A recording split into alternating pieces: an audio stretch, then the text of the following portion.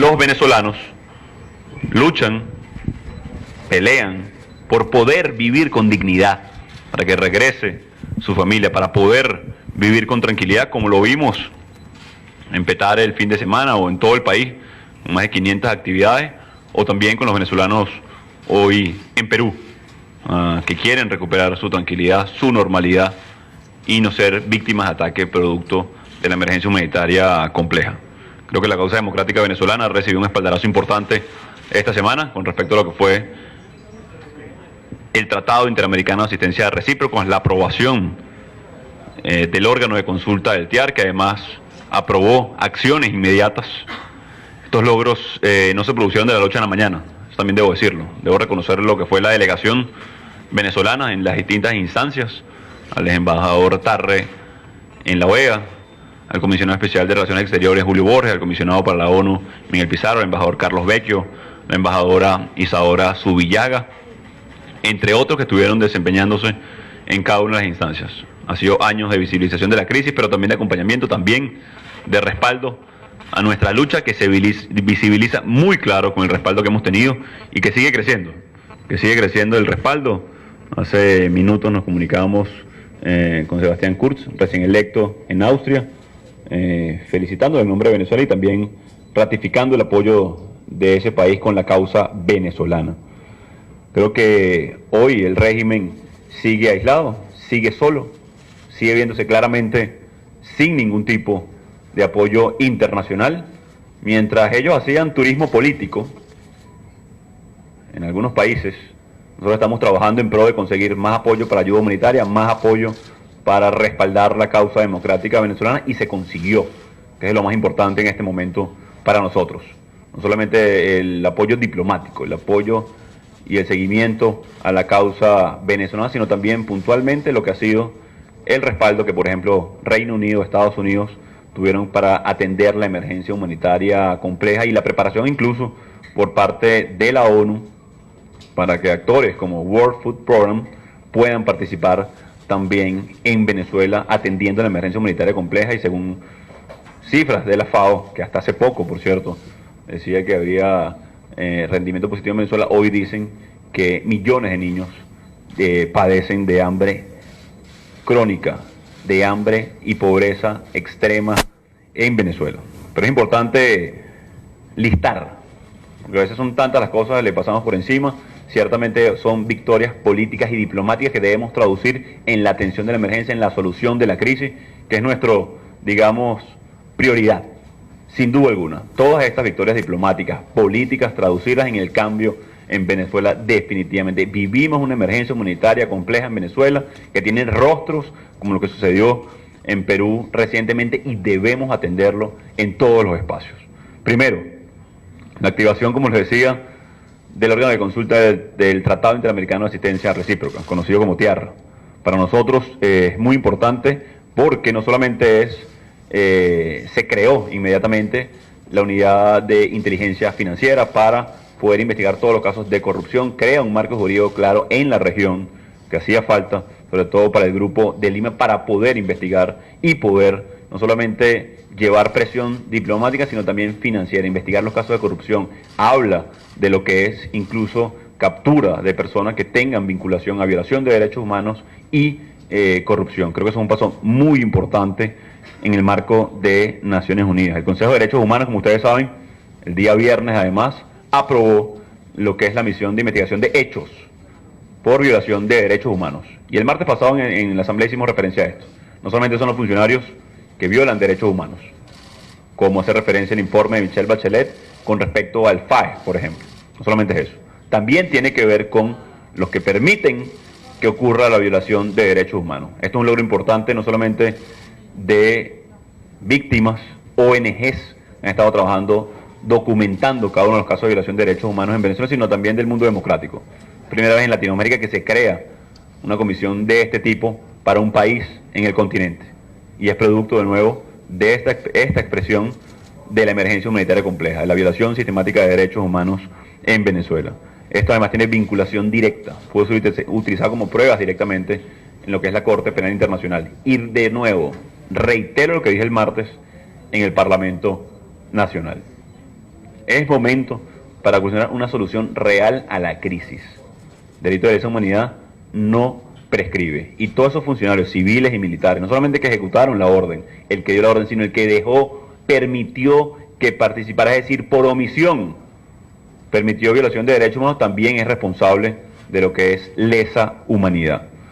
También destacar lo que ha sido la denuncia que hemos hecho en todas las instancias, que también la abanderó en este momento el gobierno de Colombia, con lo que es la participación de grupos irregulares en Venezuela, disidencia de la FARC, ELN, guerrilla, paramilitarismo, de lo cual incluso fui víctima en un momento, como lo es los más vulnerables que necesitan pasar en este momento por la frontera, sobre todo cuando el régimen bloquea los pasos. El diputado Dávila hablaba incluso de alcabalas del ELN en el sur del país, rumbo al Esequibo cuando estuvo la comisión. Importantísimo esta denuncia porque, como hemos denunciado, Maduro ampara narcoterroristas en Venezuela, incluso financia de manera directa e indirecta a estos grupos que están haciendo parte en Venezuela. Es importante vincular esto a la comunicación. Hay que sumarle a esto la reunión del miércoles de los países de Latinoamérica junto con el presidente de los Estados Unidos. Creo que es importante no solamente el respaldo diplomático, sino las acciones consecuentes, que tiene consecuencias seguir usurpando el poder en Venezuela, que tiene consecuencias y que cada día están más aislados en este momento. Y de nuevo, hagan el contraste, turismo político, y hagan la comparación incluso de cómo lo recibían hace años en esos países. Solo, aislado, no trajo absolutamente nada, versus el reconocimiento, el respaldo a lo que fue la delegación del gobierno encargado de Venezuela. Por supuesto, agradecer a los presidentes Piñera, Bolsonaro, Lenín Moreno, Iván Duque, Marito Abdo, entre otros, que tuvieron no solamente palabras claras, sino incluso en el marco del discurso de la Asamblea General de Naciones Unidas, el respaldo claro a la lucha venezolana. Las donaciones que hacía referencia con respecto a la atención de la ayuda humanitaria y destacar un elemento importante. Las sanciones de la Unión Europea continúan ejerciendo presión el mundo entero. Esto, insisto, el régimen debe ver claramente el mensaje. Mientras se aíslan, la presión va a seguir subiendo. Mientras sigan usurpando el poder, la presión de la región va a seguir aumentando y del mundo entero. El reconocimiento de la lucha de la causa democrática venezolana no es un elemento a una persona. Como lo decía, no es cierto que haya un enfrentamiento en este momento en Venezuela entre factores. Hay todo un pueblo venezolano luchando por una causa justa, por vivir con tranquilidad y normalidad. Lo que quieren hacer ver con cifras falsas en la ONU, nunca hablaron de que eran menos de $2 al mes en Venezuela el sueldo de nuestra gente. Aquí también debemos rescatar la lucha del pueblo de Venezuela. No solamente hemos crecido con el respaldo internacional, se ha visibilizado la causa venezolana, se ha hecho acompañar del mundo, sino también vimos el respaldo de nuestra gente en todo momento. Ya lo recientemente de las más de 500 actividades en el país el fin de semana, pero también de lo que tuvimos en Petare el fin de semana, acompañando y respaldando. Por el contrario, el dictador cada vez más solo, incluso el mismo presidente Putin le habla del reconocimiento del Parlamento Nacional y vimos cómo fue la primera declaración del dictador, hablando de una mesa de cual se levantó, de cual abandonó, de cual salió corriendo inmediatamente. Ese fue el mensaje que le dieron al dictador en Rusia. Así que hoy, mientras el régimen hace turismo político, mientras el régimen no cumple acuerdos entre ellos, por cierto, al momento solamente han liberado a Edgar Zambrano, primer vicepresidente del Parlamento Nacional. Mientras el régimen queda solo y expuesto ante el mundo, nosotros vamos a avanzar en todos los escenarios, como lo vimos desde el principio. No fue gratis el respaldo internacional, ha sido años de construcción de mayoría, pero sobre todo de trabajo intenso los últimos meses para poder hacernos acompañar del mundo libre, hacernos acompañar de nuestra gente, que es lo más importante en este momento. No ha sido sencillo, por ejemplo, articular con el World Food Program, que en los próximos días comisionaré a Miguel Pizarro para que dé detalles de lo que va a ser el programa de alimentación y la posibilidad que tenemos, siempre y cuando, como la dictadura, nos siga bloqueando los caminos que conducen a la asistencia humanitaria, a la ayuda humanitaria y a la apertura del canal. Hoy los que bloquean y siguen bloqueando la ayuda humanitaria sigue siendo la dictadura, porque de nuevo, y lo denunciamos desde el primer día, es el negocio del régimen. Vimos lo que sucedió con el subsidio de alimentación, la denuncia que hiciera en México con 120% de sobreprecio. Seguiremos luchando e instruir también tanto al comisionado especial para Asuntos Exteriores Borges como nuestro canciller Skull en Perú. Ya tienen una línea de atención para venezolanos víctimas de ataques por xenofobia.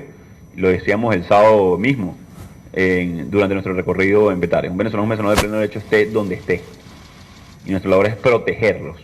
Los que decidieron emigrar, en su mayoría están en condición incluso de refugio, como lo solicitó, por cierto, David Smolansky en el marco también de la Asamblea General de la ONU, para estabilidad legal de estas personas que están sufriendo de migración forzada por parte de, empujados por el régimen, por supuesto, de la emergencia humanitaria completa. Creo que es importante resaltar 3 elementos de esta semana, que concluye y recién inicia para la lucha venezolana.